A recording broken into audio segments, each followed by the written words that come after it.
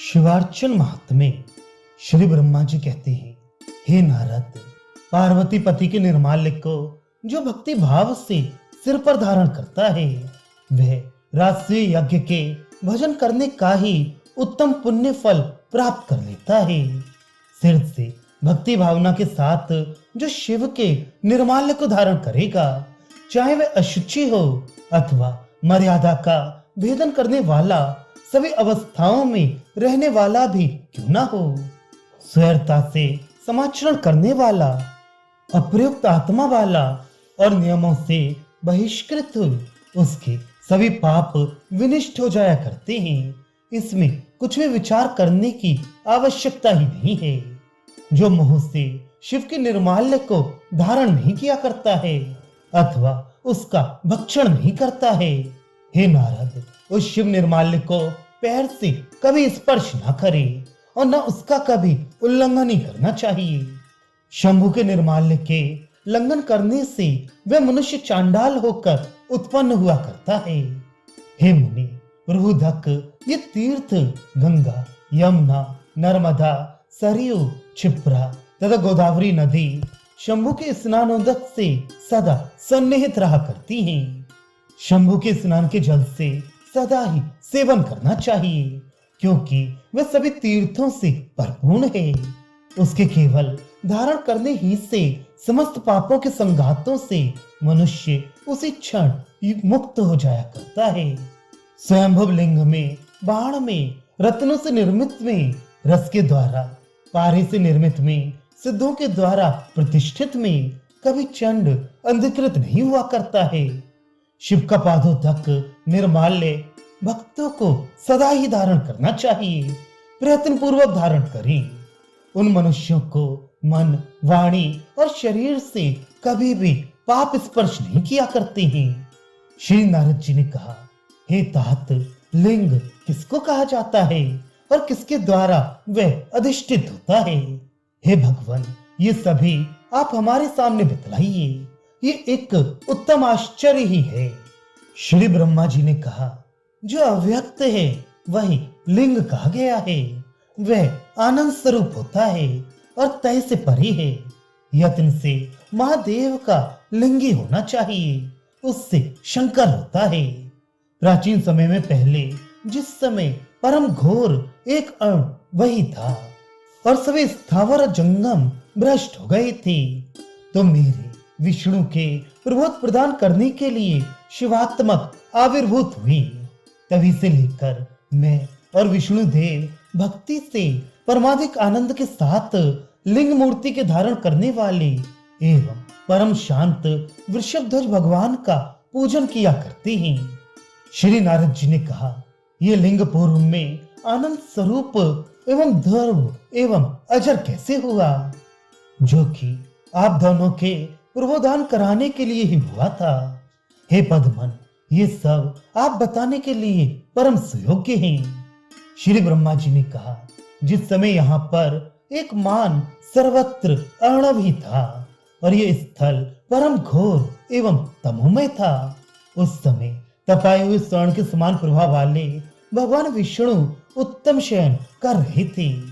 उनके समीप में मैंने जाकर इस प्रकार से कहा, हे दुर्मते, आप कौन हैं और क्यों शयन कर रहे हैं? शीघ्र ही उठिए, मेरे साथ युद्ध करो, क्योंकि मैं ही प्रजापति हूँ, अथवा मेरा यजन करो, क्योंकि मैं त्रिलोक्य को अभय प्रदान करने वाला हूँ।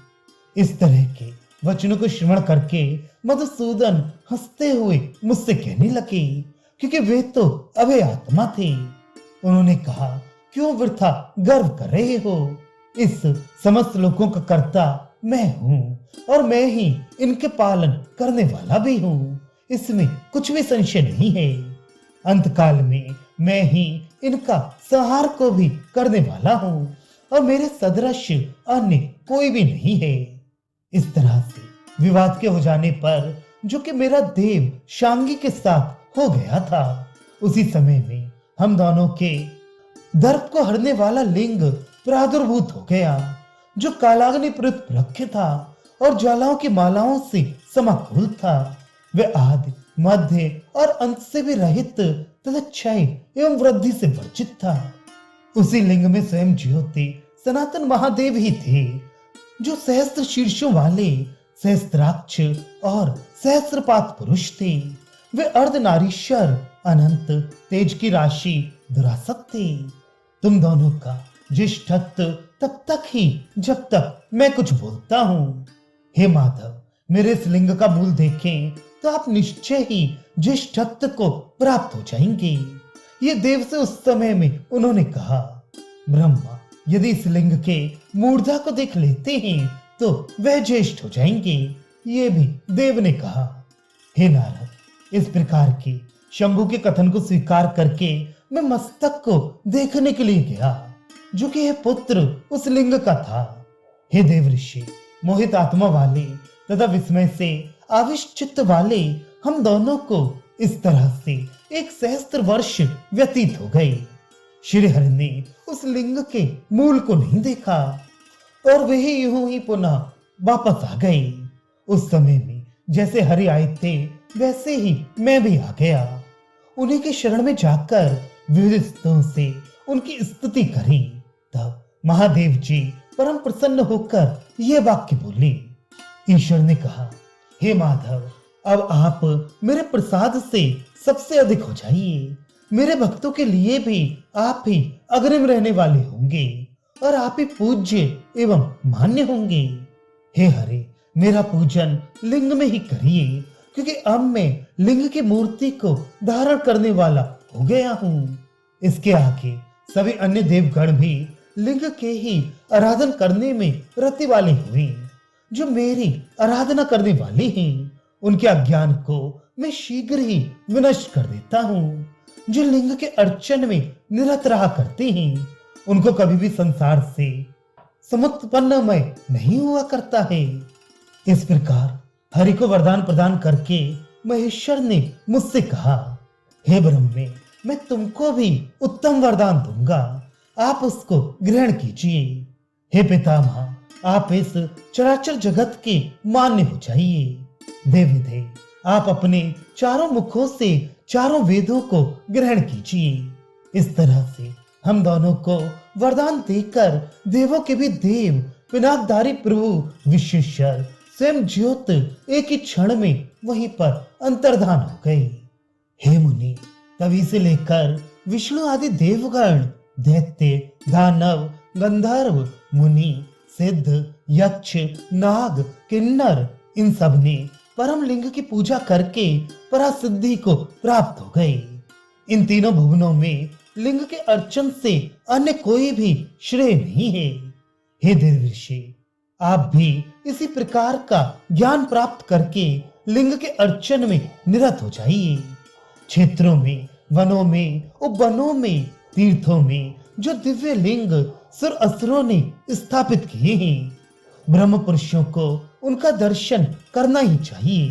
और हे नारद, बहुत ही श्रद्धा की भावना से ही उनका दर्शन करें।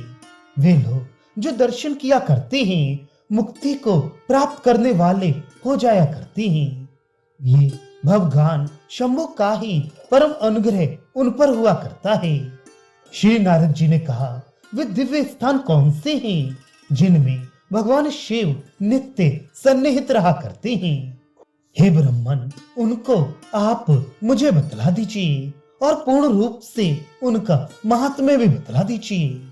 श्री ब्रह्मा जी ने कहा, हे नारद, दिव्य लिंगों का महात्म्य और उन तीर्थों का भी महात्म्य यहाँ पर मैं आपको बतला दूंगा। आप सावधान होकर श्रवण कीजिए, क्योंकि ये समस्त अघों का विनाश करने वाला है। जो भगवान शिव की परामूर्ति है, वह शिव की भक्ति से वरुण, नारायण और स्वयं साक्षात में तथा अन्य देवगण उस सागर में निवास करते हैं और वे तीर्थराज इस नाम से कहा गया है। जम्बू द्वीप महान पुण्य से परिपूर्ण है, वहां पर भी क्षीर सागर है। अहोरात्र कृत पाप उसके दर्शन से ही नष्ट हो जाया करते हैं। स्पर्श करने पर वह सागर 3 रात्रियों में किए हुए पाप का विनाश कर दिया करता है। 7 रात्रि में किया हुआ पाप प्रोक्षण करने से ही नष्ट हो जाता है।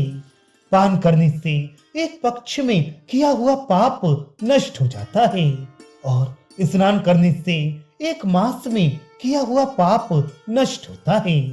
दोनों ऋतुओं में अष्टमी तिथि और वार्षिक पर्वों में स्नान सूर्य के न उदित होने पर ब्रह्म मुहूर्त में जो नित्य ही इस लवण दधी में स्नान किया करता है उसका फल वैसा ही होता है जैसा कि किसी क्षत्रिय विप्र के कपला गौ के दान देने में पुण्य फल हुआ करता है। सूर्य के संक्रमण करने के समय में एक रात्रि तक उपवास करके और स्नान करके जो शत स्वर्ण के दान का फल होता है वैसा ही पुण्य हुआ करता है।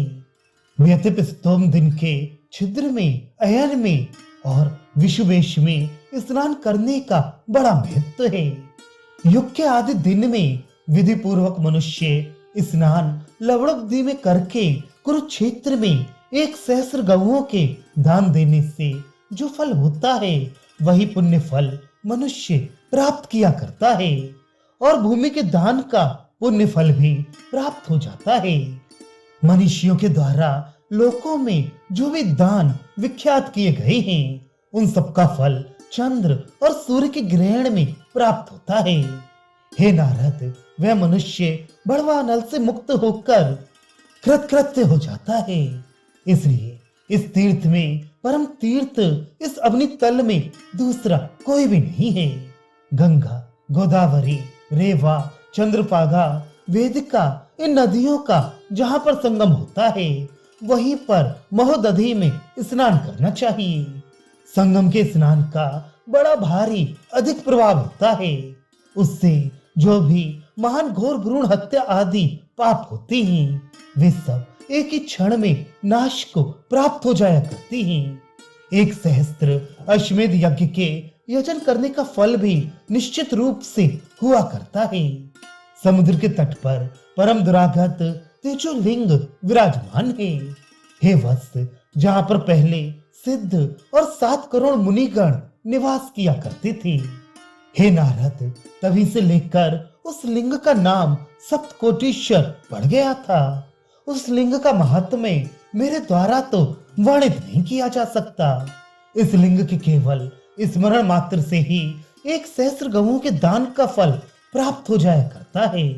उस समुद्र में विधि पूर्वक स्नान करके सप्तकोटीश्वर शिव का जो दर्शन करेंगे वे महान आत्मा वाले मनुष्य मुक्ति के भागी हुआ करते हैं और उनको राष्ट्रीय यज्ञ का जो फल होता है उससे 1,000 गुना पुण्य फल हुआ करता है तथा गोमेध यज्ञ का फल यहाँ पर दर्शन से ही हो जाया करता है। यदि मानवों के द्वारा सप्तकोटीश्वर देव का भूमंडल में दर्शन कर लिया गया है तो परम सौभाग्य की बात है।